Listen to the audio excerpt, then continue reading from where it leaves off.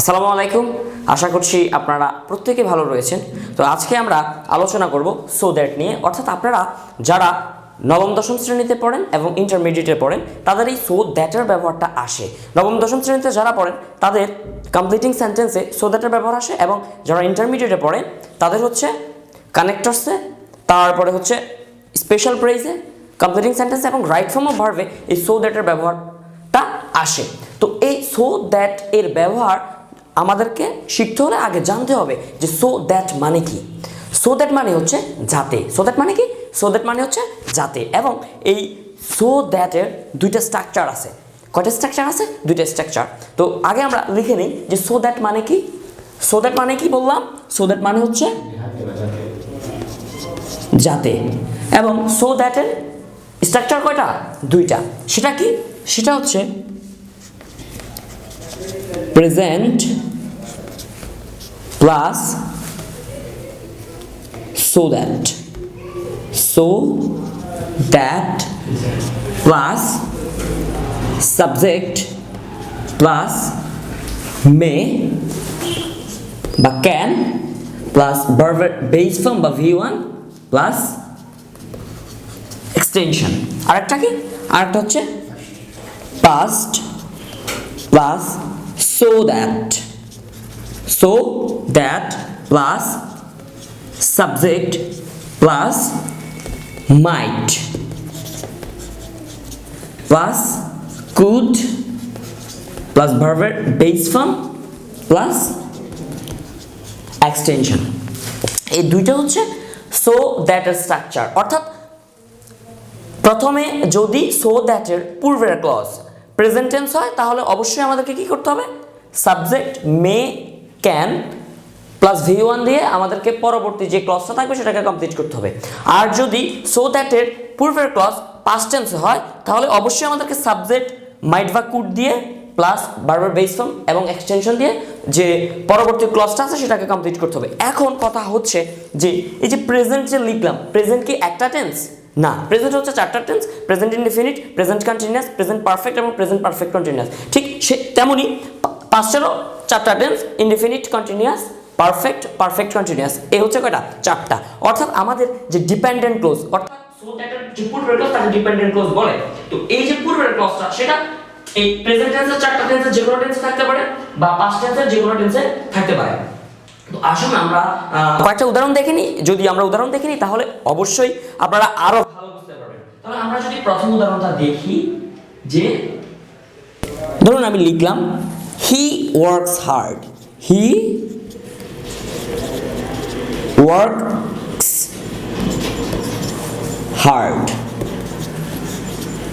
so that, অর্থাৎ he works hard, সে পরিশ্রম করে, সে কঠোর পরিশ্রম করে, সো দ্যাট, যাতে।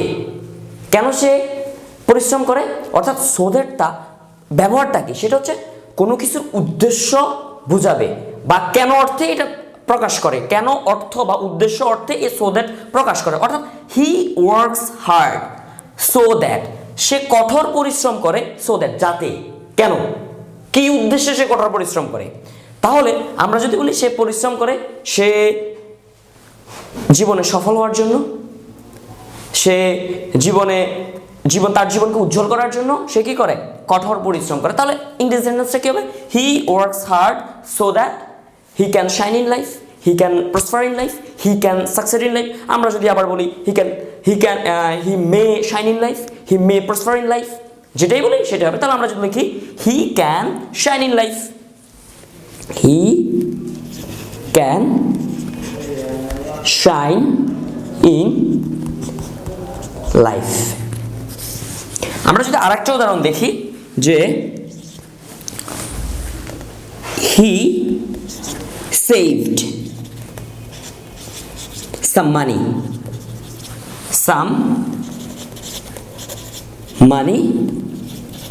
so that, যে সে কিছু টাকা সঞ্চয় করেছিল বা টাকা জমিয়েছিল সো দ্যাট যাতে কিসের উদ্দেশ্যে সে যে কোনো কিছু করতে পারে, সে একটা ফ্ল্যাট কিনতে পারে, সে একটা গাড়ি কিনতে পারে, সে জামা কাপড় কিনতে পারে, সে শপিং করতে পারে। তার উদ্দেশ্যটা হচ্ছে কি যে সে যে কোনো কিছু করতে পারে। হ্যাঁ, যে হি সেভ সাম মানি, সে টাকা জমিয়েছিল সো দ্যাট যাতে কি করতে পারে, হি ক্যান হি কুড বা মাইট বাই সাম বুকস। হ্যাঁ, সে কিছু বই কেনার জন্য কি করছে, টাকা জমিয়েছিল। তাহলে আমরা যদি বলি যে হি কুড বা মাইট বাই সাম বুকস, যে সে টাকা সংরক্ষণ করেছিল বা টাকা জমিয়েছিল যাতে সে কিছু কি করতে পারে, বই কিনতে পারে। আমরা যদি আরেকটা উদাহরণ দেখি যে the boy reads more so that, যে বালকটি অনেক পড়াশোনা করছে সো দ্যাট যাতে, কেন সে কেন পড়াশোনা করতেছে, কোন উদ্দেশ্যে সে পড়াশোনা করতেছে।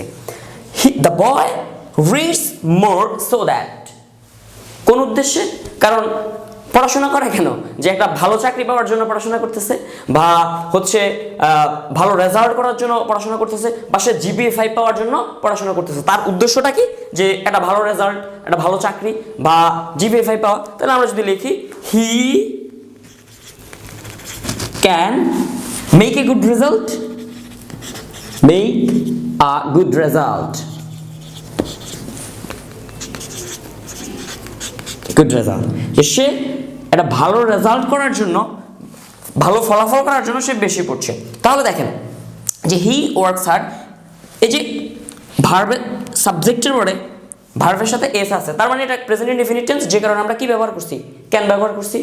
তারপর দেখেন হি সেভ সাম মানি, দেখেন হি এর পরে অর্থাৎ সাবজেক্টের পরে ভার্বের কি আছে, ভি টু আছে, তার মানে এটা কি পাস্ট টেন্স। আর যেহেতু পাস্ট টেন্স আছে তাহলে আমাদের কি সাবজেক্ট আমরা লিখলাম, একটা সাবজেক্ট নিলাম হি, তারপর আমরা কাকে ব্যবহার করতে হবে, কুড বা মাইটকে ব্যবহার করতে হবে। আমরা কুড ব্যবহার করছি এবং মাইট ব্যবহার করছি, আপনারা চাইলে যে কোনো একটা ব্যবহার করতে পারেন, কোনো সমস্যা নাই। তারপরে the boy reads more so that, দেখেন একটা দ্য বয়টা হচ্ছে সাবজেক্ট, সাবজেক্টের পরে কি আছে, ভার্বের সাথে এস আছে, তার মানে হচ্ছে কি এটা প্রেজেন্ট ইনডেফিনিট টেন্স। হ্যাঁ, তারপরে আমাদের স্ট্রাকচার কি, সাবজেক্ট মে বা ক্যান, ভার্বের বেস ফর্ম প্লাস এক্সটেনশন। তাহলে দেখেন সাবজেক্ট ক্যান, ভার্বের বেস ফর্ম, তারপর কি বাকি অংশ। এই হচ্ছে আমাদের সো দ্যাটের ব্যবহার। তো আমার ক্লাসটি যদি আপনাদের ভালো লেগে থাকে তাহলে অবশ্যই আমাদের শর্ট টার্ম স্কুল চ্যানেলটিকে সাবস্ক্রাইব করবেন, এবং পরবর্তী ভিডিও পেতে হলে অবশ্যই বেল আইকনে ক্লিক করে সাথেই থাকুন। ভালো থাকবেন, সুস্থ থাকবেন, আল্লাহ হাফেজ।